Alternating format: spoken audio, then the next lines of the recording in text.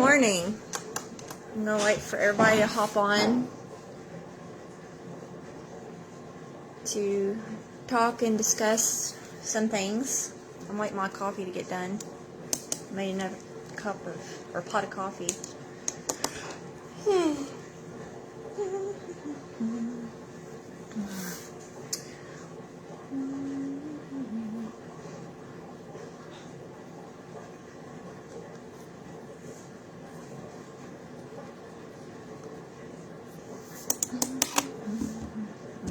Hey Samantha.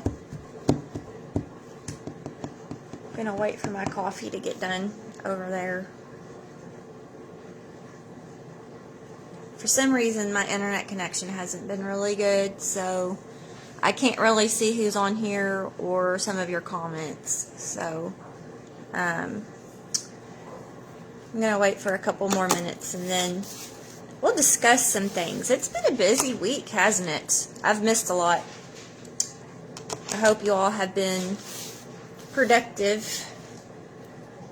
We've utilized the nice weather, and I think we've got everything done that we need to before it really gets cold outside. I know it's going to happen eventually. I'm not looking forward to the cold weather, but that's okay.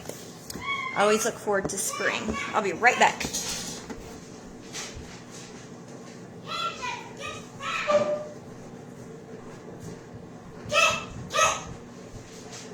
And sorry if you hear my kids, forgive me. Yep, Thanksgiving is next week. I can't believe that. I'm just blown away about how fast November went by. I can't get over that. Sorry, if you hear my kids, I'm not sure what they're doing. So I'm going to try to go through this without being interrupted too many times. So I apologize. So have you all been keeping an eye on what's going on? I feel like there's so much going on that I can't really keep track or wrap my head around. What do you all think about the San Francisco and China? Did you see the pictures of the flags, the Chinese flags? They actually had the American flags lower than the Chinese flag.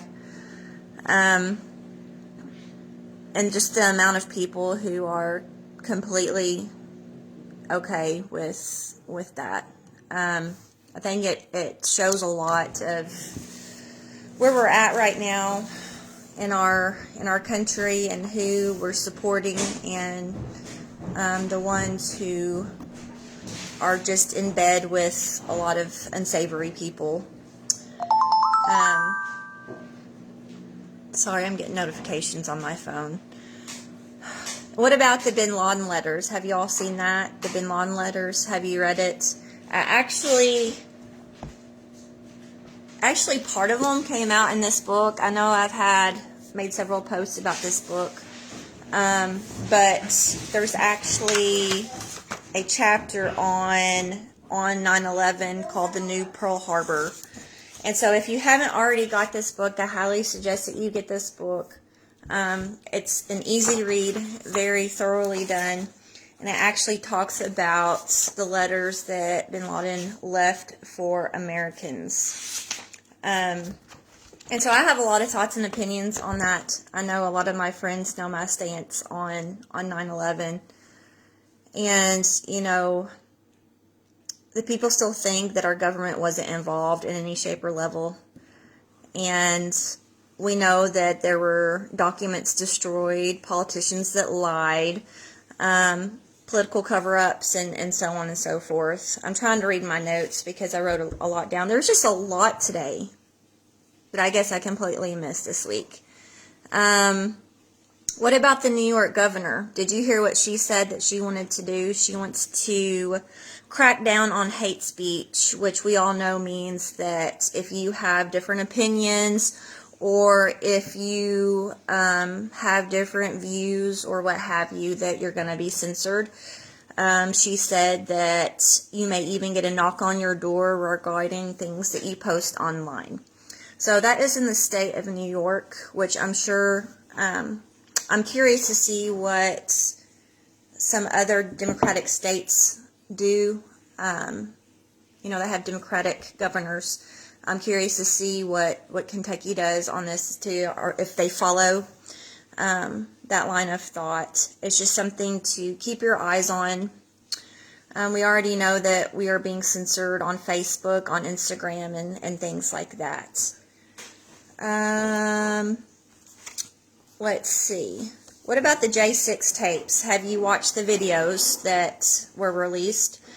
I'm not really surprised by what is shown. And there was also brought up, there were black charter buses that were brought in prior to this, which they use a lot in secret or covert operations. So that's another thing to keep in mind. I don't think any of us that have been paying attention, the ones that are critical thinkers, I don't think we're at all surprised by this. I know there's a lot more. There's a lot more going on. There's something else that I want to touch on a little bit more specifically. But I'll go ahead and start on that because guess what? We have not fed our animals yet this morning. Everybody's had a late morning. So this is another book that I highly suggest that you all get and read. It's a really best 1 hour history. This one's by Robert Freeman. I really enjoy his books simply because they're very easy to read. They're quick and straight to the point. Now, why is this important? This one, the interwar years. And so this was the years between World War I and World War II. And why is that important? Well, we studied this in our homeschool, last year? Was it last year? I can't remember. Recently, the boys wanted to study the interwar period up into World War II.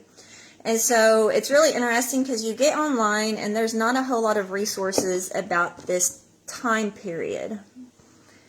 And so I went ahead and got this one. But there's a chapter in here about the Great Inflation. And now why am I talking about that? So, as we're reading through this book, and this was about a year ago, we're reading through this book, and I didn't come to this conclusion, but my kids did. They made a statement and they said, we're repeating. I mean, this sounds like what we're going through right now. And I said, absolutely yes, this is what we're going through right now. And so I think we need to keep an eye on inflation. I've been listening to several different financial reports and what have you. And so we're not nearly seeing like inflation with goods right now. Although my trip to the grocery store yesterday wants to dispute that. I think I spent more on my little few bags of groceries that I got than I have in a long time. But right now, they're looking at services. The inflation on like insurance and things like that continues to go up. If you know anything about the interwar period and what they suffered with the inflation, you know that it became to the point where people cannot afford their goods. I tried to find the chapter directly on this. Oh, right here it says, so after the war, the government was faced with both a damaged economy and the burden of paying reparations to allies. So this was right after World War I. The temptation to print money proved irresistible. So the U.S. is continuing to print money out the wazoo. But with more money chasing the same number of goods, prices rose ever faster in what became known as inflationary, I can't say it, spiral. By the beginning of 1922, the government had increased the money supply by another 1,000%. A pair of shoes that had cost 1 mark in 1914 cost 80 marks just 7 years later. 80 times as much. In the next 12 months, the process accelerated as the government printed more and more and still more money. So why am I saying this? I think we need to be guarded on what is going on in our government and what they continue to do. So I also listened to another person, and the U.S. right now we're at $33 trillion in debt. 33 trillion, and it's still going up. Like it's not done. We're not done with this. But we need to recognize that assets are greater than the dollar. And so I was also watching another video. The government is continuing to spend money, but they're spending money on railroads, some of these other things that are assets, okay? So while you are trying to watch your money and what you spend, you know, maybe you're not going out to eat as much, or you're not putting as much gas in the gas tank, or you're not buying the things that, the things that give you pleasure as much. But guess what? You may not be able to buy assets, but your government is. Your government has not capped off their spending. They're putting money into more assets while you cannot. Okay? So this is important because we realize that China, if we look at China, they're actually dumping their treasuries and they're buying assets. I don't think this is anything new to the ones who have been following this. And so they have been buying gold at record number, and also lithium. I think they own half of all lithium mines right now. And so these nations also, there's a lot of nations around the world who are holding on to their commodities. They're not selling their goods. And again, what is the U.S. doing? What is the U.S. doing? We're printing more money, more and more and more and more and more money. And so what I want to emphasize also, as far as assets, the pattern of the United States, what has been the pattern to gain these assets? I mean, I could go back to, 2001 and all of that mess. There were assets that they were eyeing. We have to keep in mind, so when we're looking at war, what is the assets? What are they looking at for this war? What are they looking to gain? Who benefits from these things? And so there's just a lot of questions that we should be maybe considering at this time. I don't have answers for you, but I know what things look like at this time.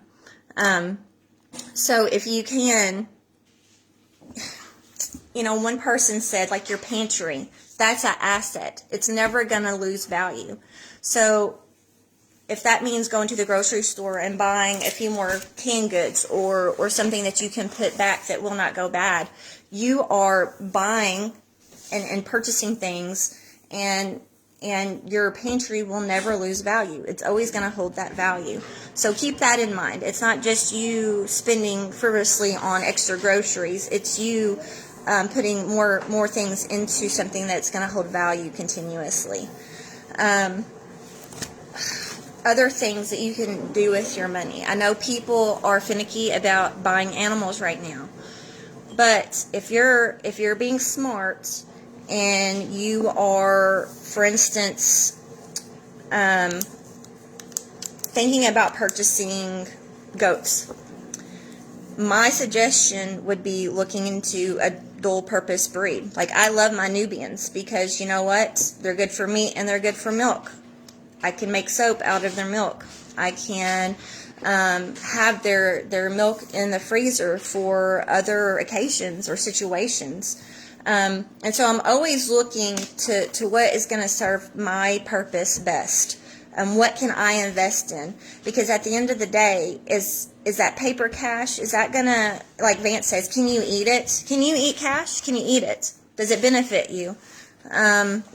Now, that doesn't mean that a nest egg is bad. I think everybody should have a nest egg put away for times that you do need that. But if we're hoarding cash, and that was another thing when Germany was printing all this cash, it got to the point where it no longer held its value, and they were actually using their marks for fire. They were just throwing it in the fire because it was worthless. And so we need to keep that in mind with our money as well, because and we've talked about this before with friends. Vance has talked with guys at work about, eggs. If something was to happen, do you think my eggs are going to be worth $20, $30, $40 if I can feed my family with them? And so if things got to that point, do you think I'm going to take money? Absolutely not. And that's where bartering comes in. If you have not practiced bartering or have not thought about doing it, I highly suggest that you get together with like-minded people, maybe people that have done it in the past, and you learn from them. Build your system, build your communities, because at some point, you're going to need that. You're going to need to understand how to barter. You're going to need the things to barter with. And so I think that's where homesteading comes in. Now, I'm probably going to upset some people, because my take on homesteading is far different than what I've seen on a lot of higher influential people profiles on Facebook. There's a lot of, and I think it's really, it's unencouraging when you see people within the homesteading community fighting over the definition of homesteading. Okay, my take on it is that if you live in a neighborhood, you absolutely can homestead at some point in time with what you've got. I want to encourage you to do what you have, do with what you have at your home. That doesn't mean that your homestead's going to look like my homestead. There are people that are doing so much more than I am at this point. But I want to encourage you to start where you're at. If that means growing a bucket garden, do it. If that means working on skill sets, candle making or canning or something along those lines, there are things that you can do at your home. My definition of homestead is making your home productive. My definition of homesteading doesn't always mean 50 acres with a herd of goats. I think we need to move away from this mindset that you have to be doing this, and this to be labeled as a homesteader.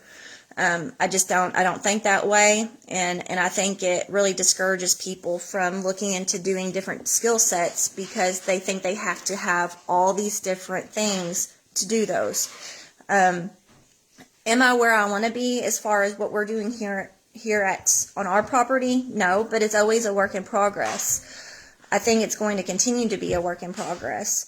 But my point is I want you to be encouraged where you're at and have hope that you can do all kinds of different things as long as you put your effort into it. I don't know how you feel about what's going on right now. I don't know if you've been watching things closely enough. And I'm not here to fearmonger at all. I don't want you all to take that in any way, shape, or form. But I think there comes a time when you have to realize that things aren't looking great. And of course, you always need to have your eyes on Christ and your hope in Christ. But you also need to realize that God gave you two hands and in a mind to think. And so he didn't just make you in a way to be completely dependent on the government or what have you. He made you very able-bodied. And also I want you to think about being critical thinkers. We have too many people in today's world that will take what's being said on the news as fact and they don't do their own research. Or they look on Facebook and they can't get out of their own opinions to see that maybe things aren't what they seem to be. So my suggestion is to not be as triggered if you see something that you don't agree with or perhaps you don't know a whole lot about. Take it as a chance to become educated on that thing. And so just keep an eye out on what's going on. There's so much going on, and I don't think we can keep track of everything, but I think we can bring to light the main points. And so I think that, we need to be prudent and we need to be mindful and we need to be careful about also who our friends and community members are. And when I say community, I mean the people that you hang out with, not just where you live. So I hope you're building your communities. I hope you're building relationships. I hope you are working on some skill sets, and that you are keeping an eye on what's happening in the world today. So I hope you all have a fantastic Saturday. I'm going to try to go out and get the animals fed. They're probably waiting on me. And so hopefully I'll see you on Monday.